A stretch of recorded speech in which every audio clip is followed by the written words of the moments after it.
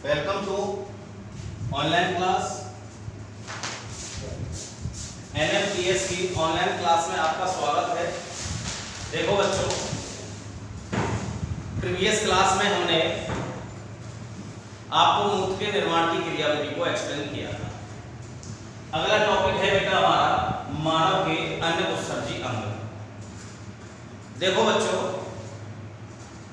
मनुष्य में मुख्य उत्सर्जी अंग के रूप में एक जोड़ी यानी कि वृक्क पाए जाते हैं और इन वृक्कों की सहायता से उत्सर्जी पदार्थों का उत्सर्जन किया जाता है। प्रत्येक वृक्क में लगभग 10 से 12 लाख सूक्ष्म जो नलिका हैं वो पाई जाती है, जिन्हें नेफ्रॉन कहते हैं। इनके अलावा मानव शरीर में और कौन कौन से अंग हैं जो कि उत्सर्जन का कार्य करते हैं, वे निम्नलिखित हैं, जिनमें सबसे पहला अंग है बेटा आपका त्वचा। देखिए बेटा, मानव की जो त्वचा है वह उत्सर्जी अंग के रूप में कार्य करती है, क्योंकि त्वचा में श्वेत ग्रंथियां पाई जाती हैं। ये श्वेत ग्रंथियां पसीने का स्रावण करती हैं। इसके अलावा अतिरिक्त जल है और नाइट्रोजन जो अपशिष्ट पदार्थ हैं इनका भी उत्सर्जन करती है। मानव की जो त्वचा है, ध्यान से सुनो बेटा, उत्सर्जी अंग के रूप में कार्य करती है, क्योंकि त्वचा के अंदर अनेकों श्वेत ग्रंथियां पाई जाती हैं जो कि पसीने का स्रावण करने का मुख्य कार्य करती हैं। इसके अलावा बॉडी में जो अतिरिक्त जल है और नाइट्रोजनी जो अपशिष्ट पदार्थ हैं इनका भी उत्सर्जन करने का कार्य करती है। दूसरा है बेटा फेफड़े।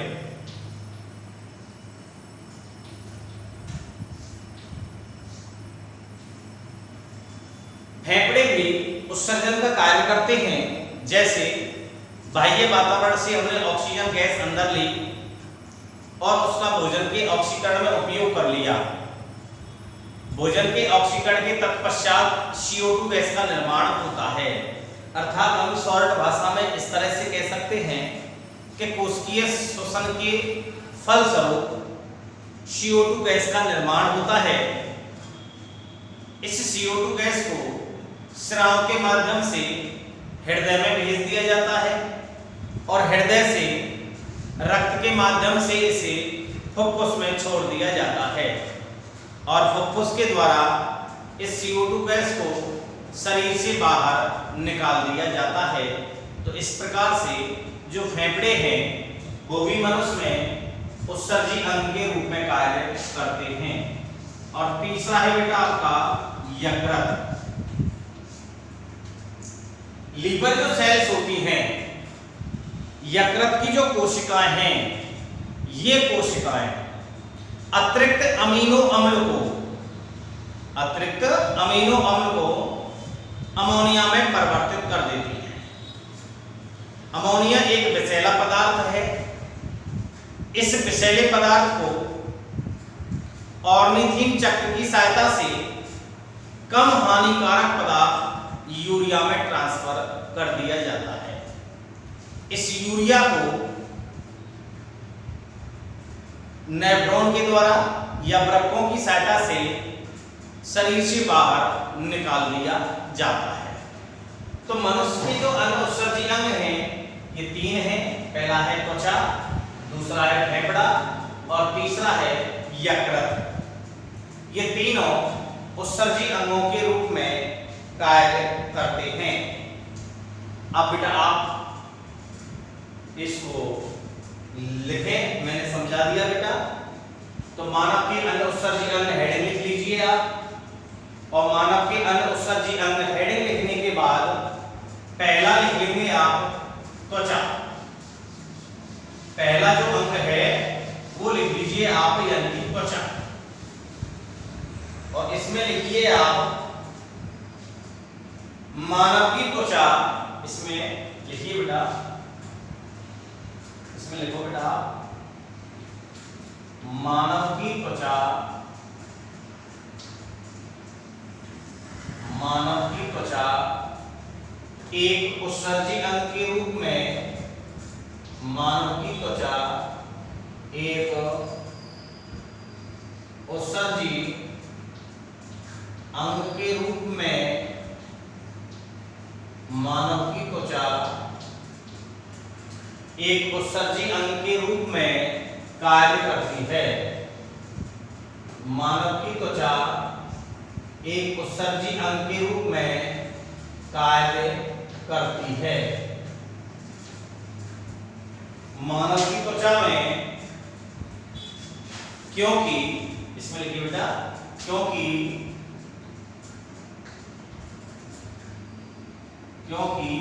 त्वचा के अंदर,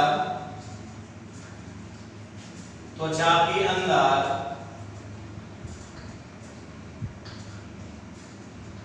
अनेक,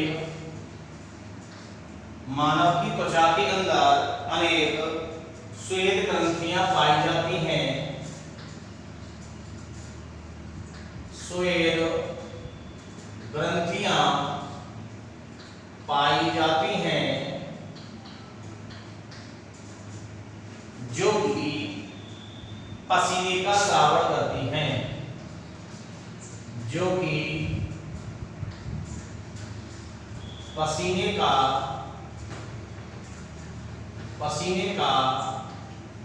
श्रावण करती हैं, जो कि पसीने का श्रावण करती हैं। इसके अलावा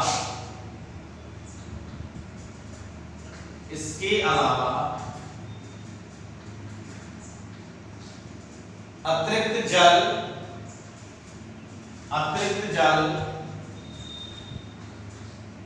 इसके अलावा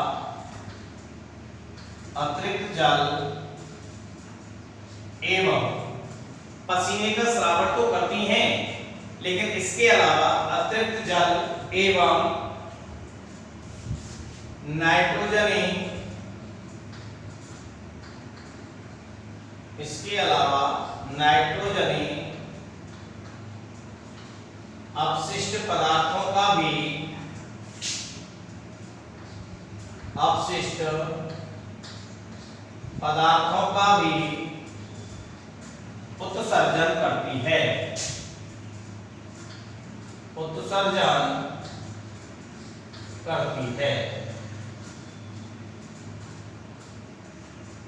मानव की त्वचा एक उत्सर्जी अंग के रूप में कार्य करती है, क्योंकि त्वचा के अंदर अनेक श्वेत ग्रंथियां पाई जाती हैं जो कि पसीने का स्रावण करती हैं।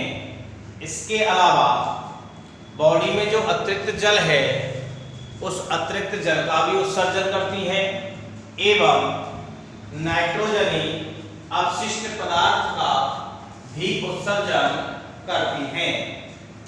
दूसरा अंग लिखिए आप बेटा फेफड़े।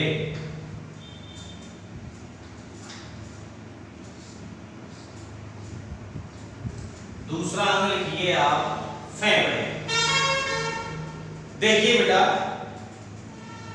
श्वसन की क्रिया जब हमने पढ़ी थी तो उस श्वसन की क्रिया में जो श्वसन है वह मूलतः दो प्रकार का होता है, एक तो बाह्य श्वसन, एक अंतः श्वसन। बाह्य जो श्वसन है यह एक निष्क्रिय प्रक्रम है जिसमें बाह्य वातावरण से वायु को अंदर प्रवेश किया जाता है। अर्थात हम ये कह सकते हैं कि इस प्रक्रिया के दौरान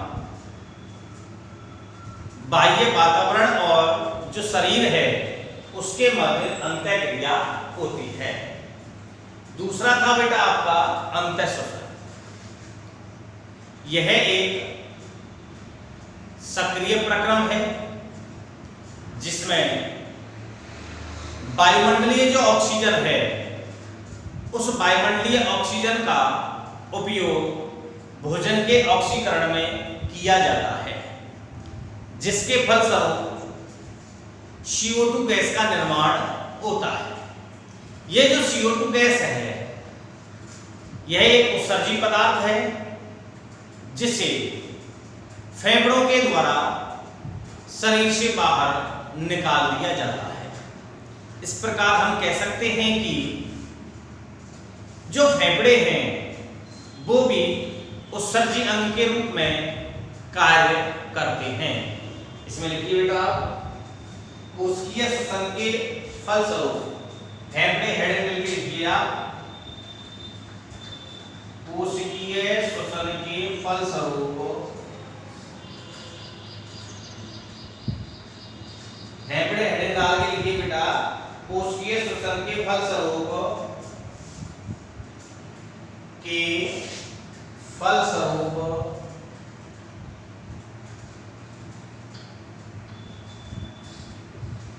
CO2 गैस का निर्माण होता है। CO2 गैस का निर्माण होता है जो कि सिराओं के द्वारा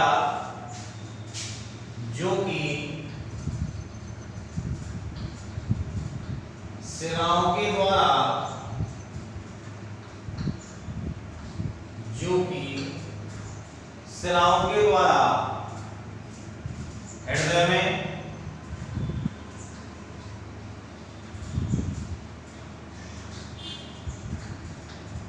तथा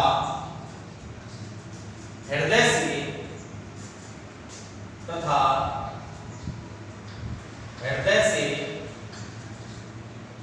फेफड़ों में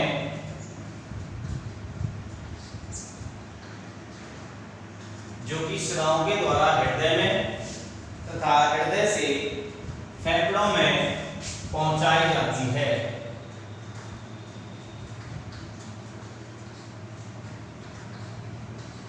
फेफड़ों में पहुंचाई जाती है तथा फेफड़े इस CO2 गैस को शरीर से बाहर उत्सर्जित करते हैं तथा फेफड़े इस CO2 गैस को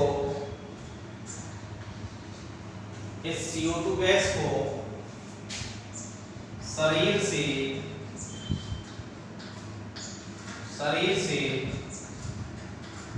बाहर उत्सर्जित करते हैं।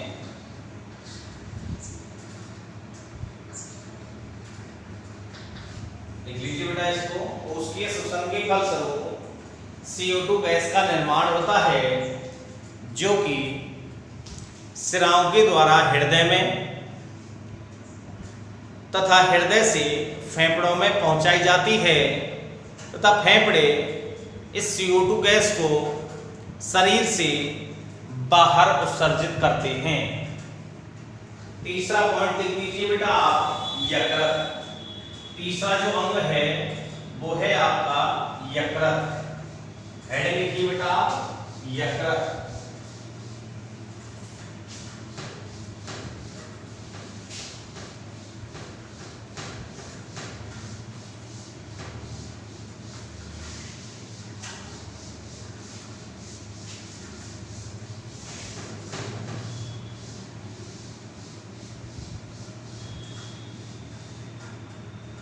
तीसरा पॉइंट लिख दीजिए बेटा आप, यकृत। तीसरा अंग कौन सा है बेटा? यकृत। देखो बेटा, लीवर सेल्स के द्वारा अतिरिक्त अमीनो अम्ल को अमोनिया में परिवर्तित कर देते हैं। अब इस अमोनिया को ऑर्निथीन चक्र की सहायता से कम विषैले पदार्थ यूरिया में बदल दिया जाता है तथा इसे शरीर से बाहर उत्सर्जित कर दिया जाता है। यकृत, इसमें लिखेंगे बेटा आप, यकृत सेल्स द्वारा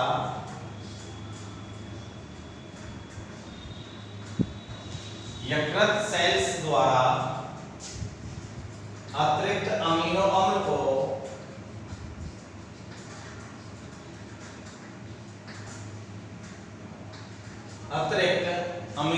को अमोनिया में बदल दिया जाता है।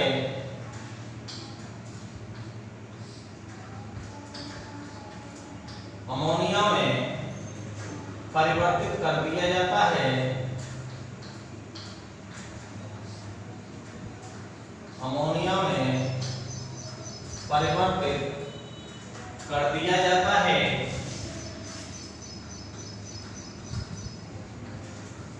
यकृत सेल्स द्वारा अतिरिक्त अमीनो अम्ल को अमोनिया में परिवर्तित कर दिया जाता है। अब इस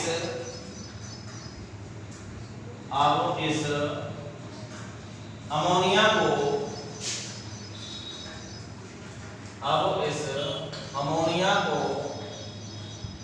कम विषैले पदार्थ ऑर्निथीन चक्र की सहायता से अमोनिया को ऑर्निथीन चक्र की सहायता से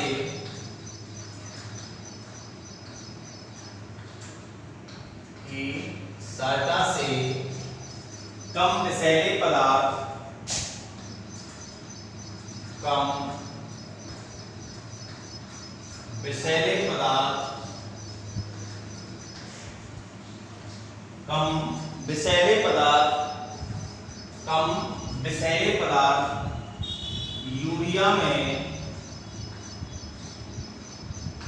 यूरिया में बदल दिया जाता है।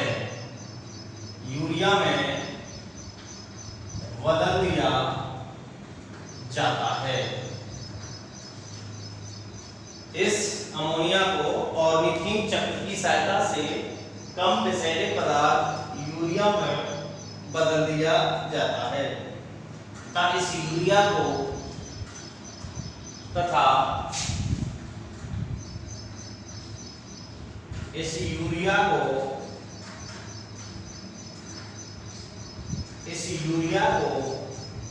शरीर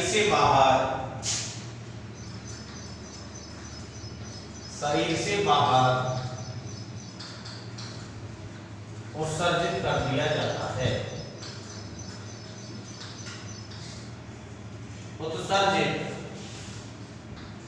दिया जाता है। यकृत सेल्स द्वारा अतिरिक्त अमीनो अम्ल को अमोनिया में परिवर्तित कर दिया जाता है। अब इस अमोनिया को ऑर्निथीन चक्र की सहायता से कम विषैले पदार्थ यूरिया में बदल दिया जाता है तथा इस यूरिया को शरीर से बाहर उत्सर्जित कर दिया जाता है।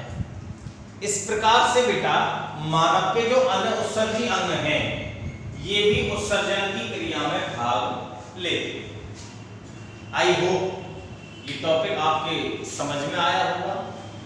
बेटा साथ के साथ आप इसके नोट्स भी तैयार करके रखें ताकि आपको अध्ययन करने में अर्थात याद करने में लेसन को कोई भी समस्या नहीं आए।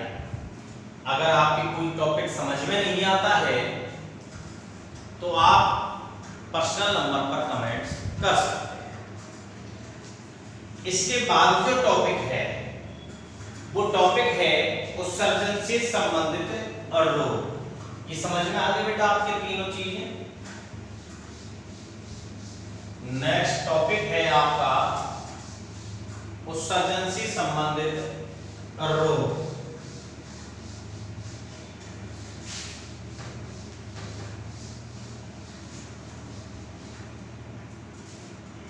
अगला टॉपिक है बेटा उत्सर्जन से संबंधित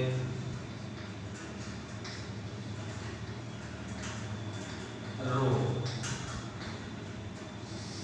उत्सर्जन से संबंधित रोग। देखो बेटा उत्सर्जन जो तंत्र है तो उत्सर्जन तंत्र में भी रोग उत्पन्न होते हैं कि बॉडी में जब कोई विकार उत्पन्न हो जाता है जिसे हम क्या कहते हैं रोग कहते हैं। अर्थात हम ये कह सकते हैं कि मानव के अंदर जो विभिन्न उपापचयी क्रियाएं हैं, मानव की जो जैविक उपापचयी क्रियाएं हैं, उन क्रियाओं में अगर किसी भी रूप से कोई यानी कि व्यवधान आ जाए, कोई संकट आ जाए, कोई परिस्थिति आ जाए, कोई परेशानी आ जाए, तो इसे हम रोग कहते हैं। अब उत्सर्जन तंत्र से संबंधित रोग भी होते हैं। देखो बेटा, सबसे पहला जो रोग है, पहले मैं आपको एक्सप्लेन कर देता हूं, बाद में प्रत्येक रोग को मैं आपको लिखाऊंगा। तो पहले आप 2-4 रोगों को बड़े ढंग से समझें, फिर साथ के साथ इसको लिखते चलें। पहला रोग है बेटा आपका यूरेमिया। पहला रोग कौन सा है बेटा? यूरेमिया। देखो बेटा, यूरेमिया का मतलब क्या है? सबसे पहले आपको ये समझ में आना चाहिए कि यूरेमिया रोग का मतलब क्या है। देखो बेटा, रक्त में जो है यूरिया तो होता है बॉडी के अंदर, लेकिन उस यूरिया को नेफ्रॉन के द्वारा, नेफ्रॉन की जो गुहा है उसमें छोड़ दिया जाता है। वहां से ये आगे गति करके मूत्राशय में पहुंच जाता है और मूत्राशय से ये मूत्रमार्ग के द्वारा शरीर से बाहर निकाल दिया जाता है। चूंकि मानव का जो मुख्य उत्सर्जी जो पदार्थ है वो यूरिया होता है। अब यूरेमिया रोग क्या होगा? जब रक्त में यूरिया की सांद्रता बढ़ जाए, यूरिया की मात्रा बढ़ जाए, तो इस रोग को हम यूरेमिया रोग कहते हैं। समझ में आया बेटा? रक्त में यूरिया की मात्रा का बढ़ना, रक्त में यूरिया की मात्रा का बढ़ना यूरेमिया रोग कहलाता है। यूरेमिया जो रोग है, इस रोग से जो ग्रसित व्यक्ति होगा उसके रक्त में 30 मिलीग्राम प्रति 100 ml, यानी कि जो रोगी व्यक्ति है उस रोगी व्यक्ति के 100 ml रक्त में, जो रोगी व्यक्ति है उस रोगी व्यक्ति के 100 ml रक्त में, 100 ml रक्त में, उस रोगी व्यक्ति के 100 ml रक्त में 30 मिलीग्राम से अधिक, 100 ml रक्त में 30 मिलीग्राम ये यूरिया की सांद्रता है बेटा। जब रोगी कोई भी व्यक्ति है, अगर उसके 100 ml रक्त में 30 mg 30 मिलीग्राम यूरिया पाया जाता, इससे अधिक जब होगा, इससे जब अधिक होगा तो उस रोग को हम यूरेमिया कहते हैं। रक्त में यूरिया, स्कूल में होगा, स्कूल में क्लास करते हैं। अब बेटा, रोगी जो व्यक्ति है उस रोगी व्यक्ति के 100 ml रक्त में 30 मिलीग्राम यूरिया से अधिक मात्रा पाई जाएगी। यानी कि 100 ml रक्त जो होगा उस रक्त में 30 मिलीग्राम से अधिक जब यूरिया की मात्रा पाई जाएगी तो उस रोग को हम यूरेमिया कहते हैं। इस रोग से जो ग्रसित व्यक्ति है, जो पीड़ित व्यक्ति है, उसकी मृत्यु भी हो सकती है। ये पहला रोग हो गया आपका। दूसरा रोग गाउट। गाउट पहला रोग कौन सा बेटा आपका? यूरेमिया। दूसरा कौन सा बेटा आपका? गाउट। ये जो गाउट रोग है, ये है गाउट रोग। इंग्लिश में लिख दो इसको बेटा। यह एक जेनेटिक्स डिसीज है, यानी कि आनुवांशिक रोग है। कैसा रोग है बेटा? आनुवांशिक रोग है। आनुवांशिक रोग का मतलब है कि एक पीढ़ी से दूसरी पीढ़ी में यह रोग गमन पीढ़ी से अगर किसी के माँ बाप के अंदर यह रोग है और उस समय अगर कोई भी महिला गर्भ धारण करती है तो उस समय यह रोग उस बच्चे के अंदर ट्रांसफर हो जाता है। तो जो गाउट रोग है, इस गाउट रोग में क्या होगा, यहां तो बेटा यूरिया की सांद्रता बढ़ रही थी, यहां यूरिक एसिड की सांद्रता बढ़ जाएगी। किसकी बढ़ जाएगी बेटा, यूरिक एसिड की सांद्रता बढ़ जाएगी। जब रक्त में यूरिक एसिड बढ़ जाए तो उसे हम गाउट रोग कहते हैं। यह जो यूरिक एसिड है, यह यूरिक एसिड जो बॉडी के जितने भी जॉइंटेड हैं, जो संधि स्थल हैं, जैसे कौनी है, उंगलियों के जॉइंट हैं, घुटने के जॉइंट हैं, नीचे टखने के जॉइंट हैं, तो यह यूरिक एसिड उन संधि स्थलों पर।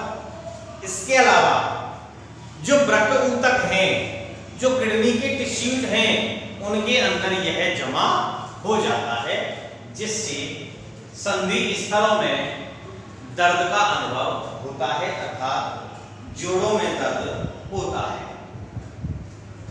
गाउट एक आनुवंशिक रोग है।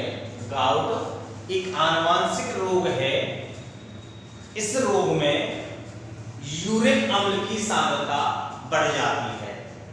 यूरिक अम्ल की रक्त में मात्रा बढ़ जाती है, जिससे यह यूरिक अम्ल शरीर के जो संधि स्थल हैं और जो वृक्क ऊतक हैं, उन वृक्क ऊतकों में जाकर जमा हो जाता है, जिससे जोड़ों में दर्द होता है। आखिर ये क्रिया कौन कौन सी कंडीशन में होगी? एक तो निर्जलीकरण,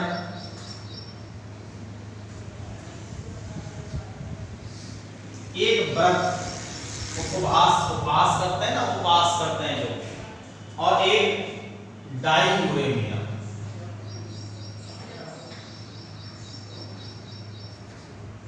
ये तीन रीजन है बेटा इसके। एक तो है निर्जलीकरण, दूसरा है आपका व्रत, और तीसरा है डायूरेसिस। इस कंडीशन में ये गाउट रोग होने की संभावना हो।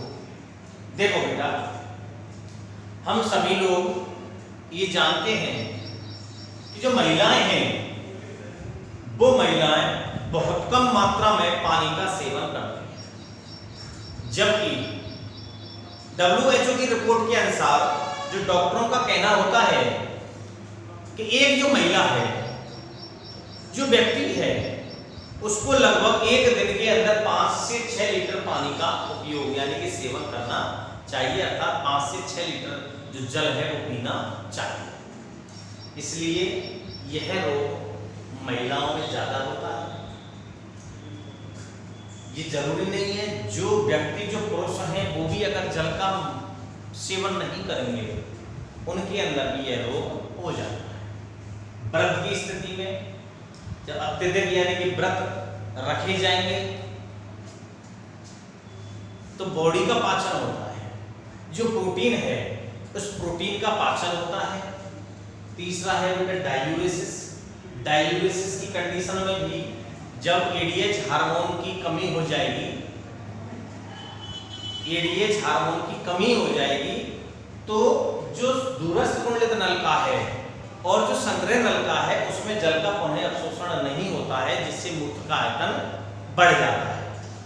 जब मूत्र का आयतन बढ़ जाएगा तो व्यक्ति बार बार मूत्र विसर्जन करेगा, तो इस क्रिया को हम डायूरेसिस कहते हैं। तो इन कंडीशनों में इस गाउट रोग के होने की संभावना होती है। तीसरा जो रोग है आपका वो है बेटा पथरी।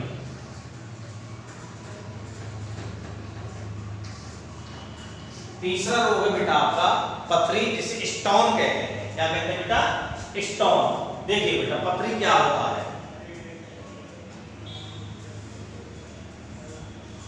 हमने बेटा वृक्क की संरचना पढ़ी थी, और वृक्क की जो आंतरिक संरचना है उस आंतरिक संरचना में दो भाग थे, एक कॉर्टेक्स, एक मेडुला।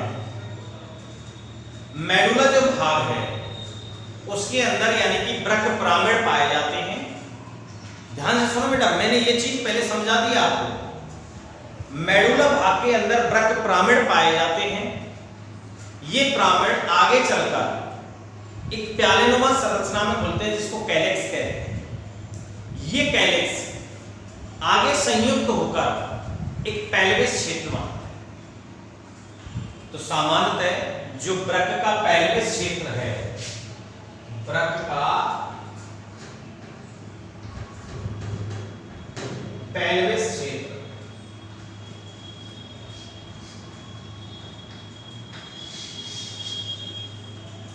ब्रक का जो पेल्विस भाग है, इस पेल्विस भाग के अंदर यूरिक एसिड, कैल्शियम ऑक्जेलेट,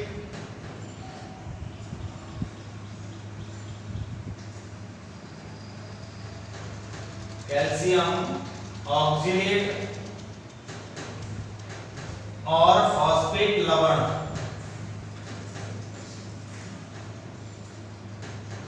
इनके क्रिस्टल जमा हो जाते हैं।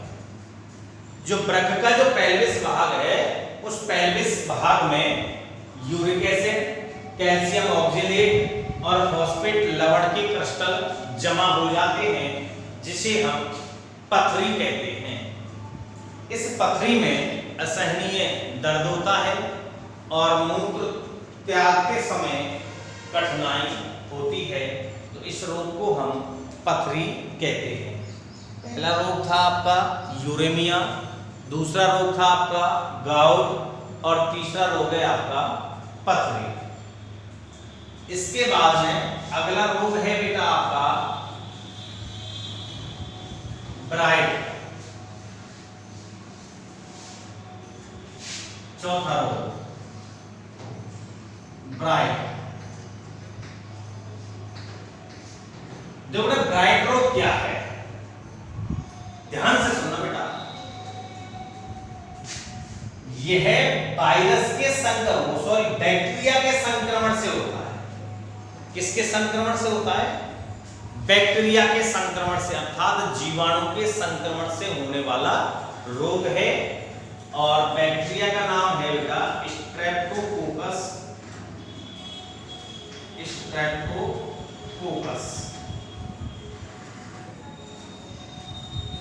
स्ट्रेप्टोकोकस नामक बैक्टीरिया के संक्रमण से होगा साहब। और संक्रमण कहां होगा बेटा? ग्लोमेरुलस में। कहां होगा बेटा? ग्लोमेरुलस में।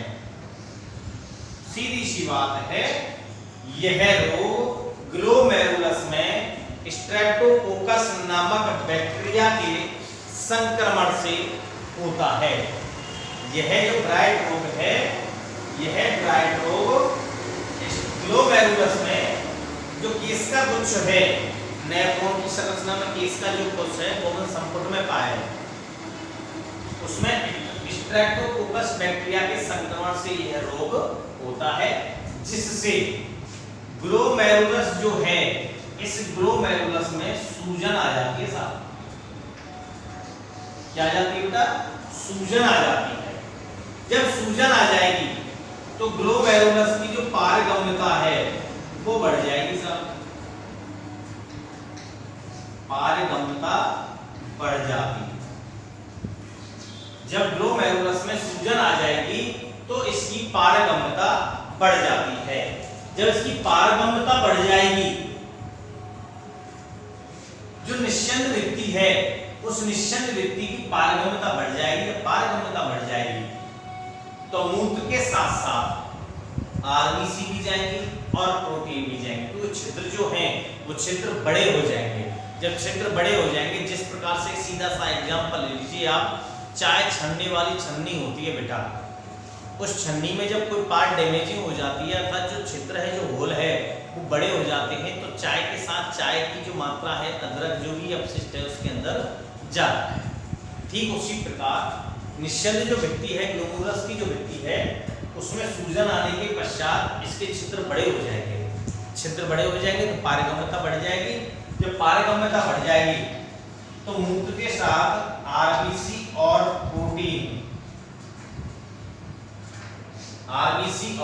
प्रोटीन भी बाहर निकल जाती है।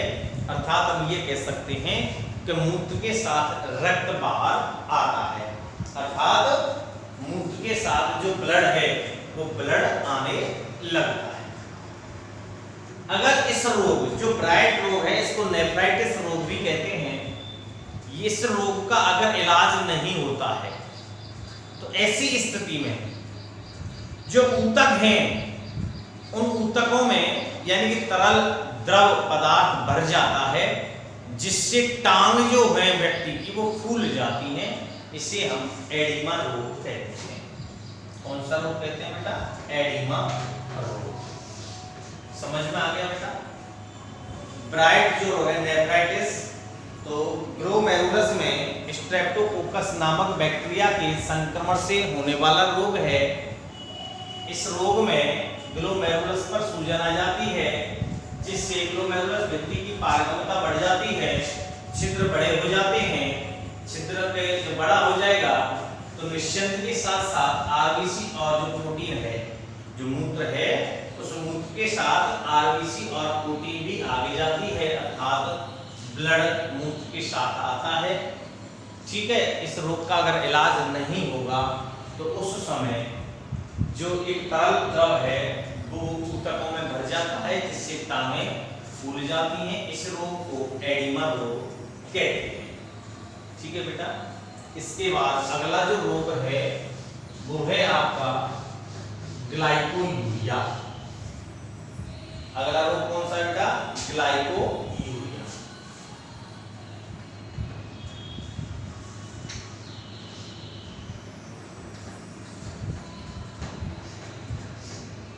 पांचवा रोग ग्लाइकोयूरिया।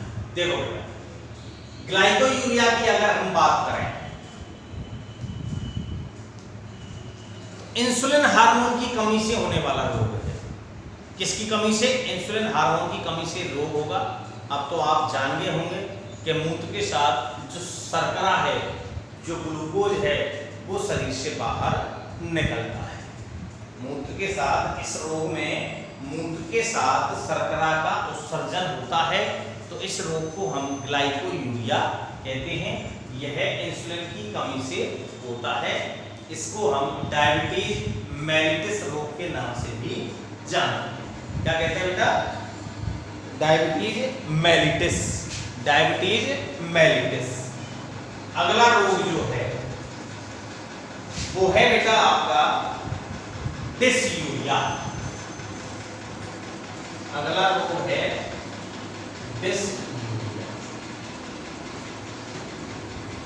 देखो, जब मूत्र त्यागते हैं, अगर मूत्र के त्यागने के समय अगर दर्द का अनुभव हो रहा है तो इसको हम डिसयूरिया कहते हैं। यदि मूत्र के उत्सर्जन के साथ अगर आपको दर्द का अनुभव हो रहा है, दर्द महसूस होता है, तो उसे हम डिसयूरिया कहते हैं। अगला रोग है बेटा पॉलीयूरिया।